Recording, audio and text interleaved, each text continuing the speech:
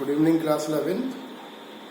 आज हम इस चैप्टर का सबसे इम्पोर्टेंट टॉपिक मोल कॉन्सेप्ट करने जा रहे हैं और आज हम करेंगे इसके न्यूमेरिकल्स भी। सही है। मोल में देखिए प्रदीप वगैरह आप देखोगे तो मोल के अप्रॉक्स 45 से 47 फॉर्मूलाज प्रदीप और ये होलीफेथ वगैरह बुक जो भी है दे रखे हैं डिप्रेशन में। बट मेरे अकॉर्डिंग अगर हम मोल का ये 3 फॉर्मूला देख लें तो आपको ज़्यादा कुछ करने की जरूरत नहीं। देखिए सिंपल ही ध्यान रखिए, 1 मोल में कितना होता है 6.022 10 की पावर 23 पार्टिकल्स। एक तो ये ध्यान रखिए 1 मोल की वैल्यू किसके इक्वल होती है, 1 मोल की वैल्यू इक्वल होती है ग्राम मॉलिक्यूलर मास या ग्राम एटॉमिक मास। सही है। 1 मोल अगर आपके पास कोई भी गैस है जिसकी वैल्यू 1 मोल है तो एसपीपी पर उस गैस का वैल्यू होगा 22.4 लीटर। ये पढ़ाया था मैंने आपको एवोगैड्रो लॉ में। सही है। अब एसपीपी क्या बोला है ये भी बता रखा है मैंने आपको। Standard temperature and pressure, temperature कितना 273 केल्विन, प्रेशर इक्वल 1 बार। अगर इस पूरी इंफॉर्मेशन को कॉम्प्रीहेंस करें, मतलब इसको पूरा अटैच करें, तो इससे क्या निकल के आती है चीजें। रट्टा नहीं मारना है, देखो गया आपसे जो रख ले, हम रटना नहीं है। क्या निकल के आएगा देख लो बेटा। जैसे हमने लिखा O2, ये गैस है। सही है। गैस के लिए O2 का मोलर मास क्या होता है 32 ग्राम, 2 × 16। तो इसका मतलब क्या होगा बेटा 1 मोल। इसमें कितने पार्टिकल होंगे 6.022 10 की पावर 23 ऑक्सीजन मॉलिक्यूल्स। अगर ये इतना हमको आ गया समझो 90% मोल आपके कंट्रोल में। ये एक लाइन समझ 90% क्लियर हो जाएगा आपका। मतलब किसी भी कंपाउंड का जो मोलर मास होता है वो इक्वल होता है किसके 1 मोल के। और 1 मोल में कितने पार्टिकल होते हैं 6.022 10 की पावर 23। मैं आपको टोटल 3 या 4 फॉर्मूला बता रहा हूँ मोल के, वो कर लो, उसके बाद करेंगे न्यूमेरिकल्स।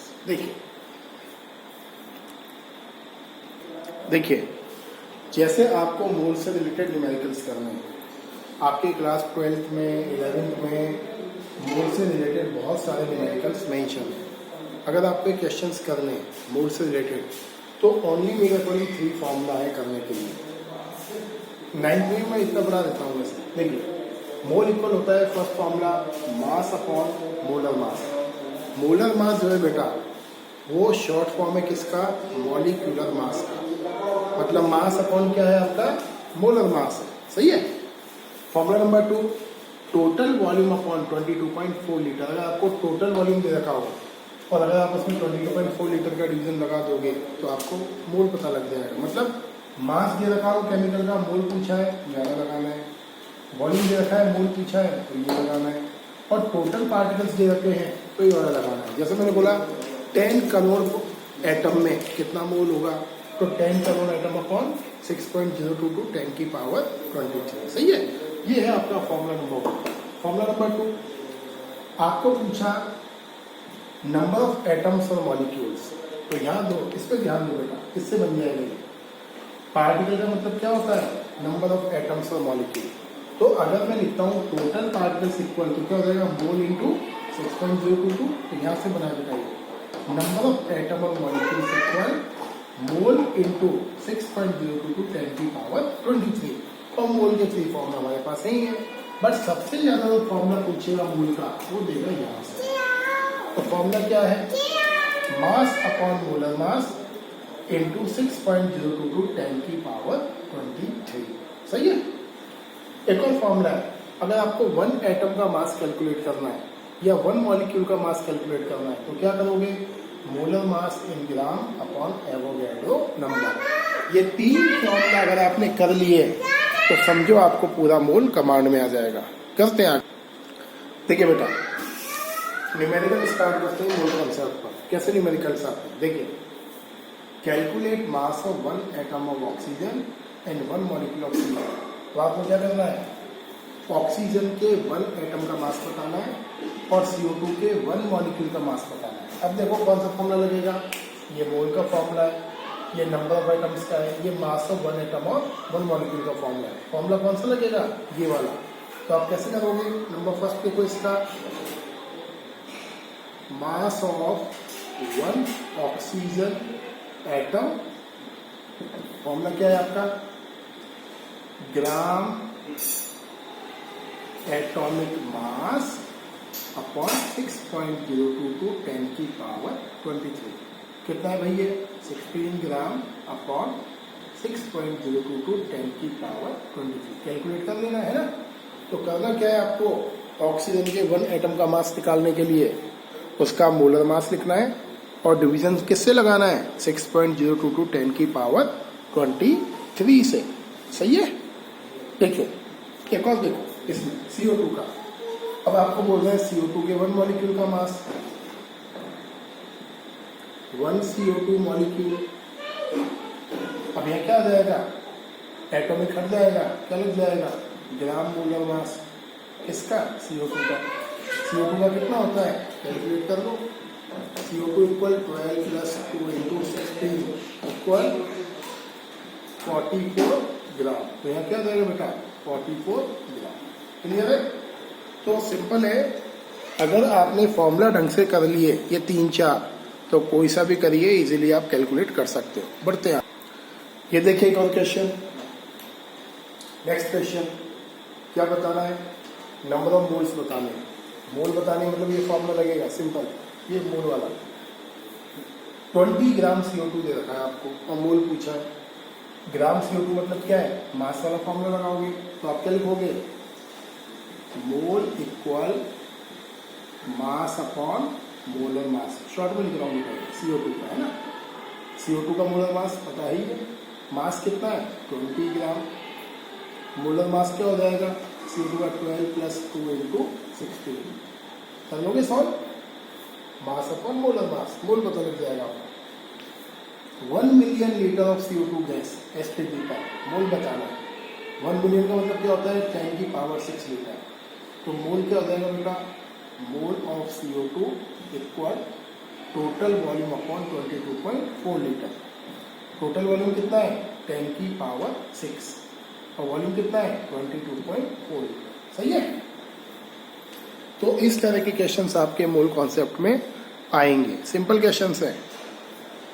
ये देखिए बेटा, नेक्स्ट क्वेश्चन देखिए। आपको नंबर ऑफ एटम्स बताना है और नाइट्रोजन का मोल दे रखा है 0.5। सही है। मतलब आपको नंबर ऑफ एटम्स बताने एंड मोल ऑफ नाइट्रोजन है आपका 0.5। अब मोल का कौन सा फॉर्मूला लगेगा? मास अपॉन मोलर मास नहीं लगेगा, मास तो दे नहीं रखा है। वॉल्यूम वाला नहीं लगेगा। अब ये क्या है? Total particle upon Avogadro number. तो नंबर ऑफ एटम्स क्या होते हैं? पार्टिकल्स। तो आप क्या लगाओगे? वो वाला फॉर्मूला।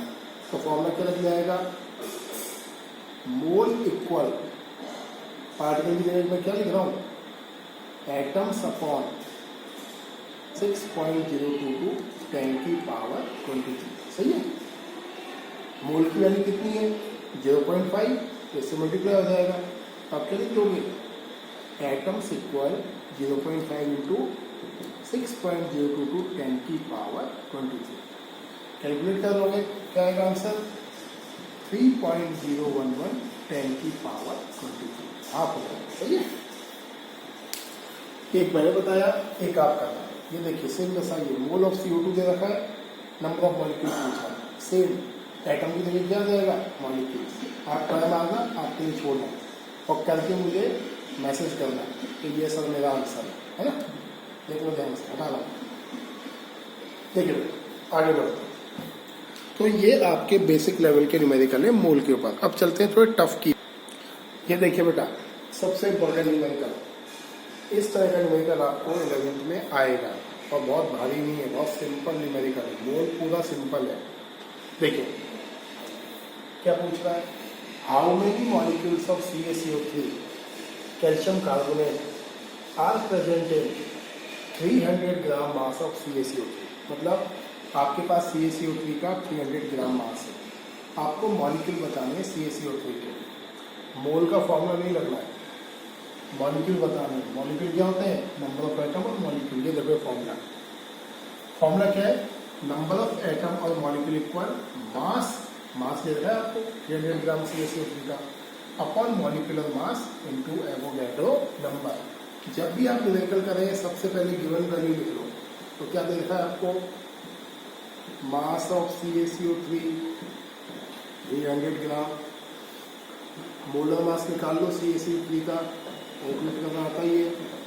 40 + 12 60 × 3 100 ग्राम। सही है। क्या पूछा है उसने? उसने पूछा है आपसे मॉलिक्यूल्स ऑफ CO2। ये फॉर्मूला, क्या फॉर्मूला लगा दोगे?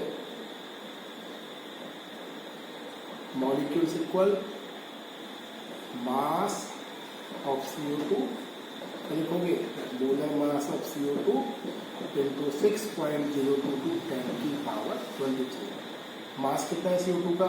300 अपॉन 100 6.022 10⁻23। सही है। तो ये सिंपली सॉल्व हो जाएगा। ये क्वेश्चन आएगा आपको 3 मार्क्स में। तो इतना सिंपल है। देखो मोल कॉन्सेप्ट क्लियर है। 2-3 फॉर्मूला है सामने आपके। फॉर्मूला मैंने मिटाए नहीं ताकि आपको पता लगे कौन सा फॉर्मूला कब लगाना है। जब भी आप मोल करोगे ना प्रैक्टिस के लिए, तो फॉर्मूला लिख लेना साइड में कहीं भी, और फॉर्मूला लिख लोगे, आपको कभी दिक्कत नहीं आएगी मोल में। और मोल आपके 12th में बहुत काम आने वाला टॉपिक है। ये देखिए न्यूमेरिकल, ये प्रदीप का न्यूमेरिकल है। क्लोरोफिल सुना होगा आपने नाम, ग्रीन प्लांट्स की लीव्स में होता है। ग्रीन लीव्स में क्या काम करता है? फोटोसिंथेसिस का। ये क्या बोल रहा है? आपके पास क्लोरोफिल है और क्लोरोफिल का मास है 240 ग्राम, मतलब आपके पास 240 ग्राम क्लोरोफिल है एंड इट कंटेन्स 10% मैग्नीशियम। नई चीज बता रहा हूँ, क्लोरोफिल में कौन सा एटम होता है? मैग्नीशियम एटम होता है। क्लोरोफिल का सबसे इंपॉर्टेंट पार्ट है Mg2+ आयन। तो क्लोरोफिल में क्या है? 10% मैग्नीशियम है बाय मास। बताइए मैग्नीशियम के कितने एटम्स होंगे? तो बहुत सिंपल है, थोड़ा मैथ का कॉन्सेप्ट है। तो सबसे पहले आपको क्या निकालना है? यहाँ मास ऑफ मैग्नीशियम कितना परसेंट है बेटा? 10% ऑफ 240। और 10% ऑफ 240 मतलब 10/100 × 240, तो क्या हो जाएगा? 24 ग्राम। ये मैग्नीशियम है ना। आपको क्या बताना है? Number of magnesium atom.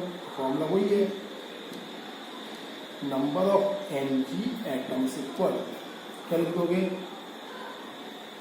Mass of magnesium, short में लिख रहा हूँ, molar mass of magnesium × 6.022 10⁻23। Mass of magnesium कितना है? 24 ग्राम। मोलर मास में कितना होता है? ये दे रखा है 24, 6.022 10⁻23 हो जाएगा। तो ये आपका आंसर है। मोल के टर्म में पूछ ले तो कितना मोल होता है ये? Avogadro number. आंसर इज 1 मोल। सही है। तो ये क्वेश्चन है, ये आपका 11th का स्टैंडर्ड है जो आप कर रहे हो अभी न्यूमेरिकल्स में।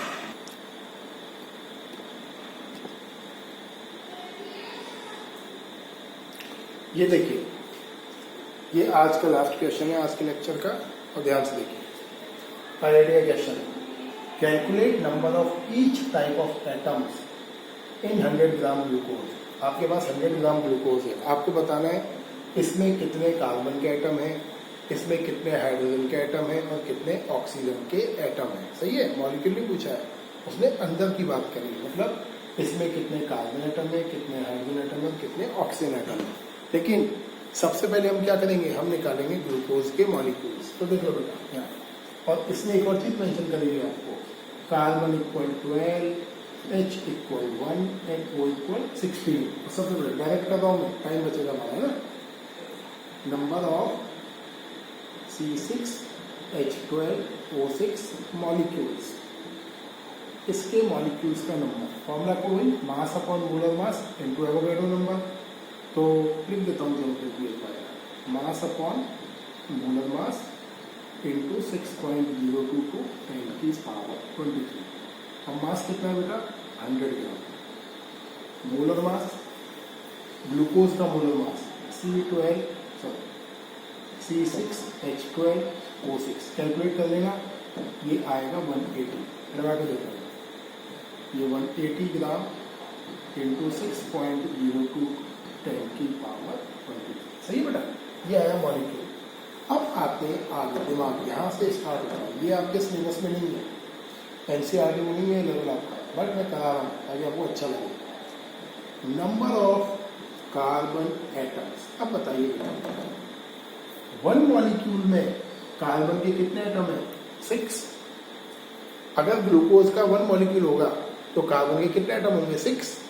2 मॉलिक्यूल होंगे तो कितने हो जाएंगे कार्बन? 12।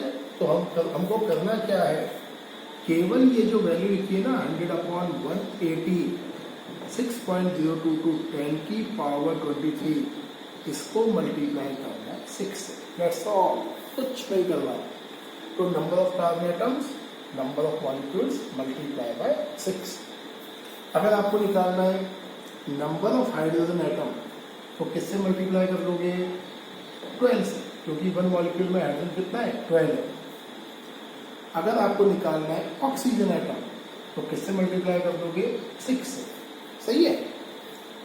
और अगर मैं पूछ लूं टोटल एटम्स, और मैंने ये हटा दिया यहां से, और मैंने पूछ लिया नंबर ऑफ टोटल एटम्स, तो इस मॉलिक्यूल में टोटल एटम कितने हैं? 6 and 12 18, 18 और 6 24, किससे मल्टीप्लाई करोगे? 24 से। तो हालांकि ये जो न्यूमेरिकल है आने के चांसेस कम है। क्यों आने के चांसेस कम है? क्योंकि ये जेई लेवल का न्यूमेरिकल है। आपके सिलेबस में जो मैंने पहले कराया ना न्यूमेरिकल, मॉलिक्यूल बताइए, मोल बताइए, उतना ही आपके सिलेबस में है। सही है। तो लेक्चर ध्यान से देखिए, अगला जो टेस्ट होगा उसमें मोल भी आपको दूंगा। Thank you and have a nice day.